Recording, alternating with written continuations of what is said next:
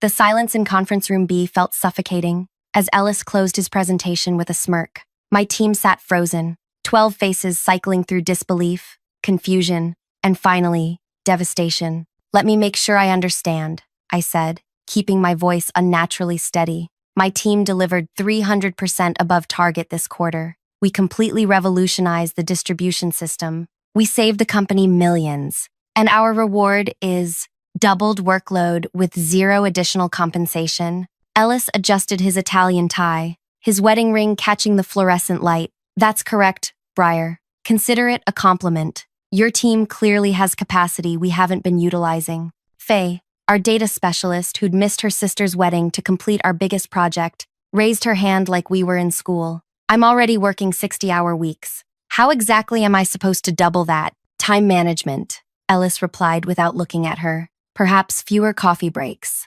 Weston, who hadn't taken vacation in 3 years, pressed his palms flat against the table. "This doesn't make sense. The standard protocol is bonuses for exceeding targets. We didn't just exceed, we transformed the entire division's approach." Ellis sighed as if explaining to children. "Consider it a necessary adjustment for division harmony. Your performance has created tensions with other teams." "Tensions?" Liv, our newest team member, looked confused. "You're making others look bad," Ellis said bluntly. "Division harmony matters more than standout performance. The decision is final." I watched my people crumble before my eyes. Knox, who'd worked through his father's funeral week. Daphne, who'd postponed surgery to finish her project. All 12 faces reflected the same crushing realization. Excellence was being actively punished. While they looked broken, I felt something crystallize inside me, a strange, cold clarity I'd never experienced before. "Everyone on my team," I said, standing up. "My office. Now." Ellis raised an eyebrow. "We're not finished here, Briar." "We absolutely are." I gathered my things without rushing. "You've made your position crystal clear, and now I need to speak with my team." They followed me like mourners in a procession, shoulders slumped, eyes downcast. Once everyone squeezed into my modest office, I closed the blinds and locked the door. "Is this where you give us the pep talk about perseverance?" Ash asked, his voice hollow. "Because I'm not sure I have anything left to give." "No," I said, leaning against my desk. "This is where I tell you something that doesn't leave this room." 12 pairs of exhausted eyes focused on me. 3 months ago, when we first started significantly outperforming targets, I received a private message from someone I'd never met, Tegan Frost, the semi-retired board chair. The room stirred. Tegan was almost mythological, the woman who'd built the company from nothing 30 years ago. She noticed anomalies in our division's performance metrics and wanted to understand what was happening. We met for coffee, and she asked me a question I couldn't answer. Why does every high-performing team eventually get dismantled or handicapped in this company? Before I continue this story that's about to take a surprising turn, I want to thank you for listening. If you're enjoying this corporate revenge tale, please hit that like button and subscribe to the channel for more stories like this one. Your comments really help me know what type of content to create next. Now, let's get back to what happened in my office that day. My name is Briar Hawthorne, and until that moment, I'd been the consummate company loyalist. For 8 years, I'd climbed from entry-level analyst to team leader through sheer determination and strategic thinking. I never played office politics. I just delivered results and built the most effective team in our division's history. "So we designed a test," I continued, watching their expressions shift from dejection to curiosity.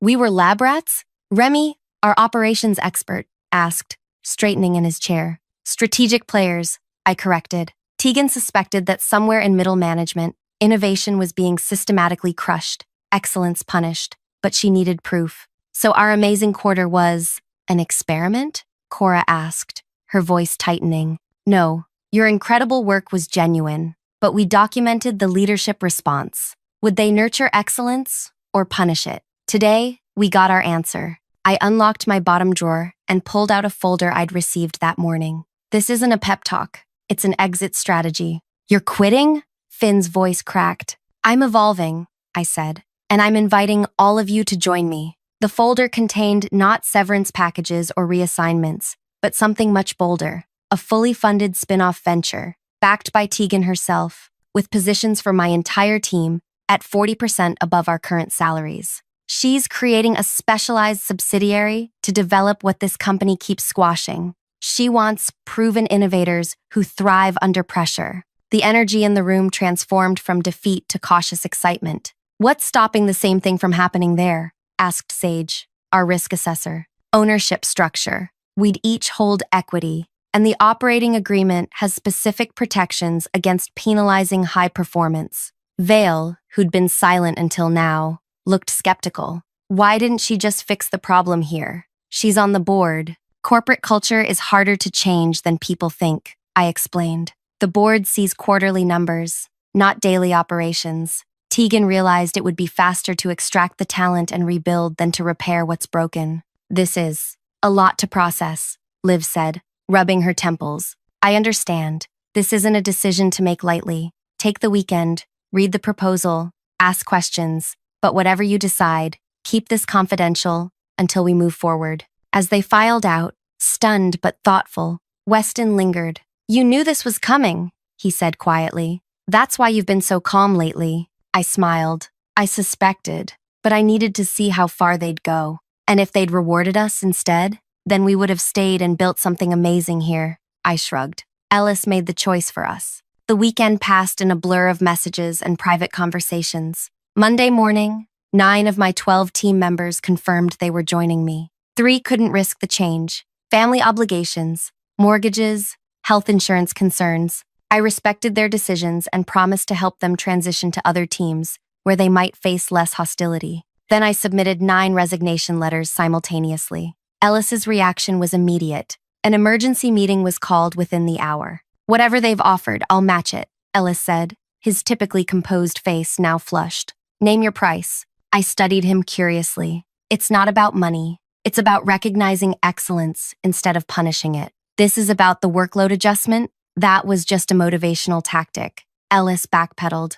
"Of course there would have been bonuses eventually." "Eventually," I repeated. "That's exactly the problem." When Ellis learned where we were going, anger replaced desperation. "A subsidiary? That's corporate sabotage." "Actually," I replied calmly, "it's the natural consequence of telling top performers their problems rather than assets." He leaned across the table, voice dropping to a threatening whisper. "The board will never approve this subsidiary. I'll make sure of it." And that's when I smiled for the first time that day. A genuine smile that made Ellis pull back slightly. "They already have, unanimously." Turns out watching a division increase performance 300% only to be punished for it made quite an impression. His face drained of color. "Yesterday's meeting was confidential." "Not from board members," I replied. "Tegan attended virtually. Heard every word of your punishment speech." Ellis gripped the edge of the table, knuckles white. "You recorded that meeting?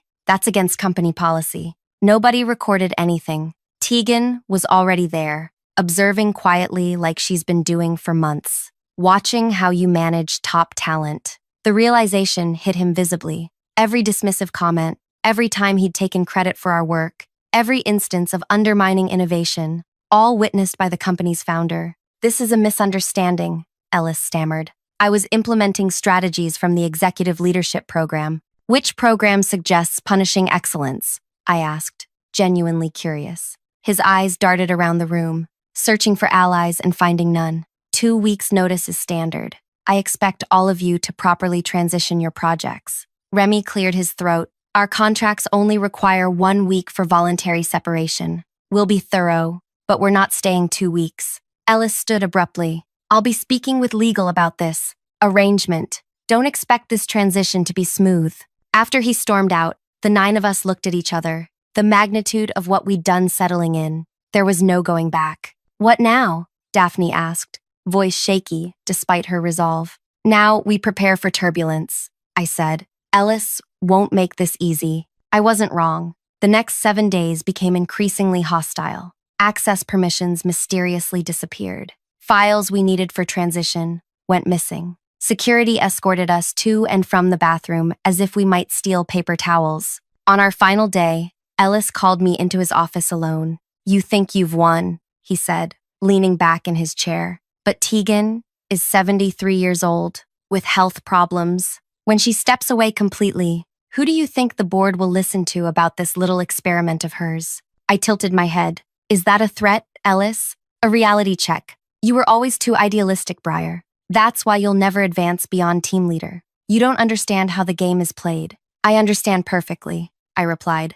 I'm just choosing not to play a broken game anymore. He smiled thinly. Good luck with that. The business world runs on relationships, not performance metrics, and I have relationships with every executive in this industry. His words settled in my stomach like stones, not because I believed him, but because I recognized the threat. Ellis wouldn't stop at forcing us out. He would try to ensure we failed. As I packed my office, Weston appeared in the doorway. Everything okay? You look pale. Ellis made sure I understood there will be consequences beyond today. Weston lowered his voice. He's been calling clients, suggesting we were pushed out for performance issues. My hand froze midway to a framed photo.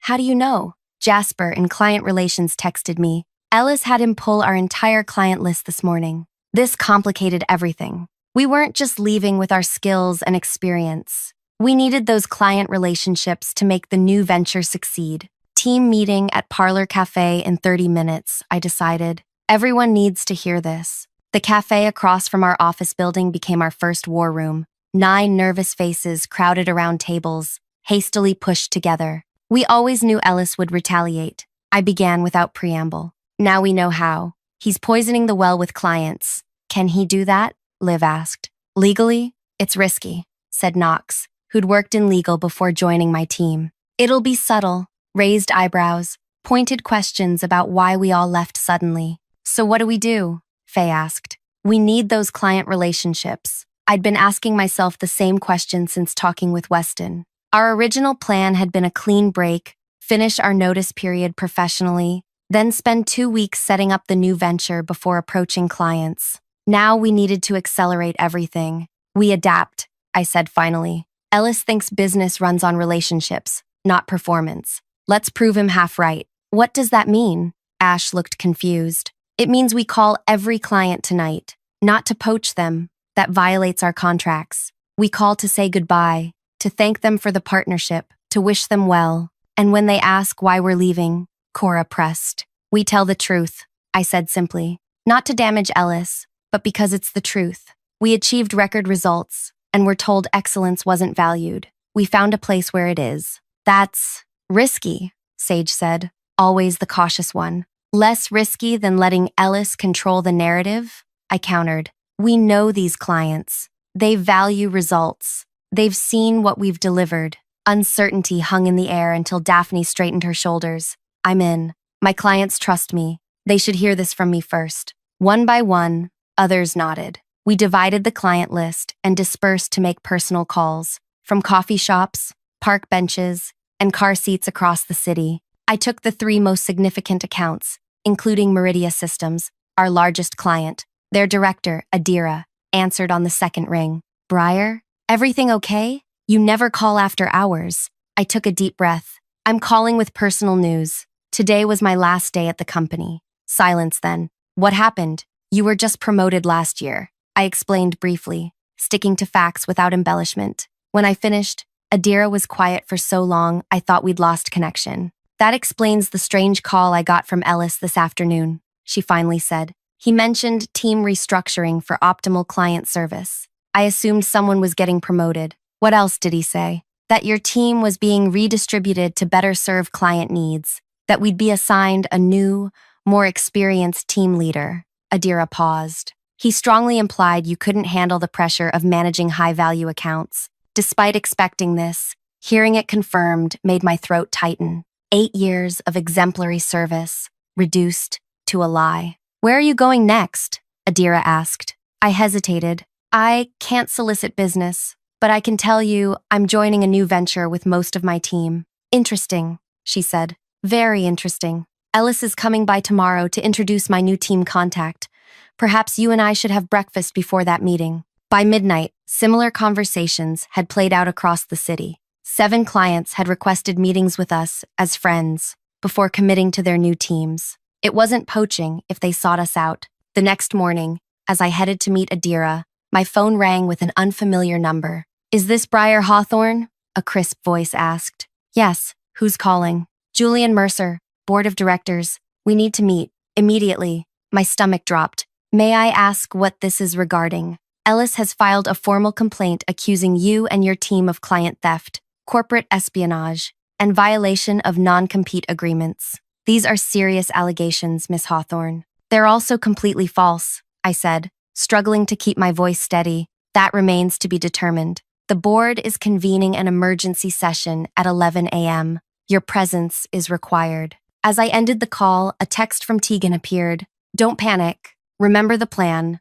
But there was a problem. We didn't have a plan for this. The board meeting felt like walking into an ambush. 12 stern faces lined the massive table, with Ellis seated at one end, a satisfied smirk playing at his lips. Julian Mercer, who'd called me earlier, gestured to an empty chair at the opposite end. Miss Hawthorne, thank you for joining us on short notice. I nodded, keeping my expression neutral despite the hammering in my chest. Of course. Scanning the room, I noticed Tegan was absent. My one ally, nowhere to be seen. We've received disturbing allegations, Julian continued, sliding a folder across the table. Mr. Brooks claims you and your team have violated multiple clauses of your employment contracts. I opened the folder. Inside were printouts of call logs, meeting schedules, and client emails, all highlighted and annotated to paint the worst possible picture. Ellis claims you orchestrated a mass client exodus, Julian explained. That you used confidential information to solicit business for your new venture.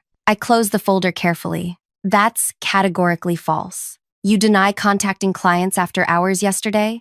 Ellis interjected. I don't deny calling clients to inform them of my departure. That's professional courtesy, not solicitation. And these breakfast meetings scheduled with 7 major clients? Ellis pushed a printed calendar across the table. Just coincidence? Those meetings were requested by the clients after learning of my departure. Ellis laughed. And you expect the board to believe they spontaneously requested these meetings without any prompting? Yes, I said simply, because it's the truth. Julian cleared his throat. Regardless of who initiated, these meetings create the appearance of impropriety. With respect, I countered. Informing clients of a departure and accepting their invitation to meet doesn't violate any contract terms. Our non-compete prevents us from actively soliciting business for 12 months. It doesn't prevent clients from seeking us out. Ellis's smile faltered slightly. She's twisting the language to justify theft of company resources. What resources have I stolen, Ellis? I asked directly.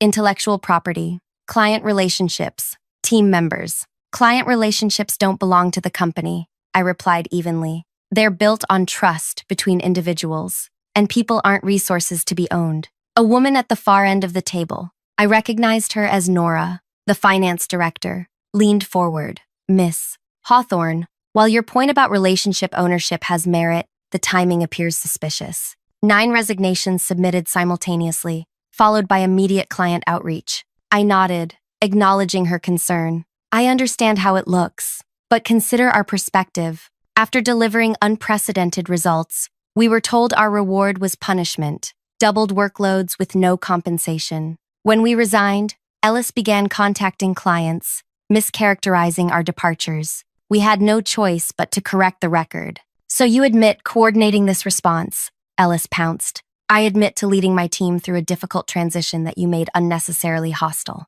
The boardroom door opened, and Tegan Frost entered, leaning slightly on a cane. The energy in the room shifted immediately. Sorry I'm late, she said, her voice stronger than her frail appearance suggested. Traffic was terrible. Julian stood. Miss Frost, we weren't expecting you. Evidently not, she replied dryly, taking a seat midway down the table. But when I heard about this emergency session regarding the team I've been personally monitoring, I thought my perspective might be relevant. Ellis's expression tightened. With all due respect, Tegan, you've been semi-retired for years. You may not have the full picture of operational challenges. I've been semi-retired, not semi-conscious, Tegan retorted, earning a few suppressed smiles from board members. And I've been watching this situation unfold for months. She turned to the board. What Ellis isn't telling you is that I personally recruited Briar and her team for a special project after witnessing how innovation was being systematically suppressed in our core business. Ellis's face reddened. That's completely. Let me finish. Tegan cut him off sharply. The board approved the subsidiary 3 months ago. It's in the minutes you all apparently didn't read before convening this inquisition. Several board members exchanged uncomfortable glances. The legal department cleared the transition plan, Tegan continued, including the client communication protocol that Briar followed precisely. I wasn't informed of any subsidiary, Ellis insisted. No, you weren't, Tegan agreed, because your management style was what we were testing. The room fell silent as the implications settled. Ellis had unknowingly been the subject of evaluation, not the evaluator. Julian shifted uncomfortably. This is unusual, Miss Frost. Innovation often is, she replied coolly. For a moment, I allowed myself to relax. Tegan had arrived like a deus ex machina to resolve the situation, but Ellis wasn't finished. He slid another document across the table. Even if the subsidiary was approved, these performance metrics tell the real story. Briar's team has consistently misrepresented their achievements. The supposed 300% improvement was statistical manipulation. I felt the blood drain from my face. He was attacking our results, our legitimacy. That's absurd, I protested. Our numbers were independently verified. By whom? Ellis challenged. Your own team members. Hardly independent. I opened my mouth to argue, but Julian raised his hand. Let's examine the evidence. If there were misrepresentations, that would change matters significantly. Ellis smugly pushed forward spreadsheets and charts I'd never seen before, showing our projects underperforming, timelines missed, budgets exceeded. None of it matched reality, but it looked convincing. These are fabricated, I said, disbelief coloring my voice. They're from our central database, Ellis countered. Entered by your team leads. That's when it clicked. The missing access permissions during our final week. The mysterious IT maintenance that locked us out of performance dashboards. Ellis hadn't just been delaying our transition, he'd been rewriting history. Tegan studied the documents with narrowed eyes. These don't match the reports I've seen. With respect, Ellis said smoothly. You've been seeing curated information. These are the raw numbers. The board members looked uncertainly between us. I could feel the tide turning back in Ellis's favor. Without access to the original data, how could I prove these were falsified? Just as despair threatened to overtake me, my phone vibrated. A text from Faye. Check your email, now. I glanced down at my screen to see dozens of incoming messages, all with attachments. May I respond to these allegations with evidence? I asked Julian, who nodded. I took a deep breath. When our team noticed unusual system activities last week, we became concerned about data integrity. So each team member independently archived all project documentation, client correspondence, and performance metrics. Not company property, just the record of our own work. Ellis's confidence wavered visibly. That's not possible. Actually, it's standard backup protocol, I said, opening my laptop. The company handbook encourages maintaining personal work records. I projected onto the boardroom screen a side-by-side comparison. Ellis's doctored reports versus our archived originals, complete with authentication, timestamps, and system logs. These records show the actual performance metrics, I explained, scrolling through irrefutable evidence. And more importantly, they show exactly when and how the official records were altered last week. The room temperature seemed to drop 10 degrees. Board members leaned forward, expressions hardening as they realized the manipulation they'd almost been drawn into. Julian turned to Ellis, voice dangerously quiet. You falsified company records to discredit a departing team? Ellis's composure cracked. They were leaving anyway, taking clients, destroying team cohesion, because you punished them for excellence, Tegan interrupted. The very behavior we built this company to reward. It wasn't punishment, Ellis insisted desperately. It was strategic resource allocation. By doubling workloads without compensation? Nora asked incredulously. Ellis looked around the table, finding no allies. You don't understand the pressures middle management faces, the contradictory demands, the impossible metrics. I think we understand perfectly now, Julian said coldly. This meeting is adjourned. Ellis, stay. Everyone else may go. As I gathered my things, Tegan caught my eye and nodded slightly. Outside, my team waited anxiously. In the lobby. What happened? Knox asked immediately. I smiled, the tension of months finally releasing. Ellis just learned why you don't mess with data specialists. Did Faye's package help? Remy asked. It was perfect timing, I confirmed. How did you know? Faye shrugged. Ellis was too smug yesterday. We figured he had something planned. Daphne checked her watch. I hate to break up this moment, but I have a client breakfast in 20 minutes. Technically not our clients anymore, Cora reminded her. Not yet, I agreed, but soon. Over the next 3 months, our new venture took shape in ways I could never have predicted. Without the constraints of Ellis's leadership style, innovation flourished. Our first major project launched 6 weeks ahead of schedule. And those breakfast meetings? 7 became 12, then 20. Not because we poached clients, but because word spread about what we were building. 6 months later, I received an unexpected invitation, the annual Company Leadership Summit, not as a participant, but as a keynote speaker. The topic, Cultivating Excellence Without Fear. As I prepared my presentation, an email arrived from Julian Mercer. Thought you'd want to know. After a comprehensive leadership review, several changes have been implemented.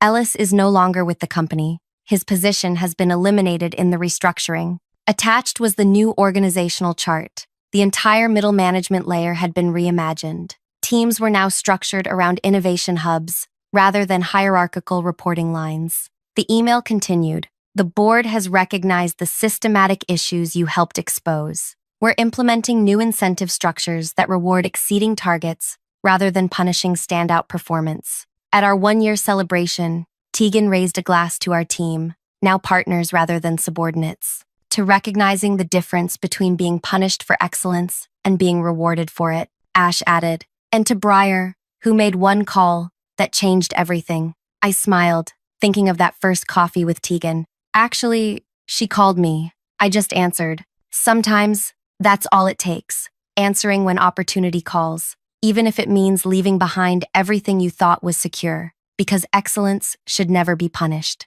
And sometimes, the best revenge isn't destroying what's broken, but building something better. If you enjoyed this story of corporate revenge and justice, please hit that like button and subscribe for more tales of workplace triumph. Share your thoughts in the comments. Have you ever been punished for excellence? How did you respond? Your experiences might inspire the next story I tell. Until next time, remember, your worth isn't determined by those who can't recognize it.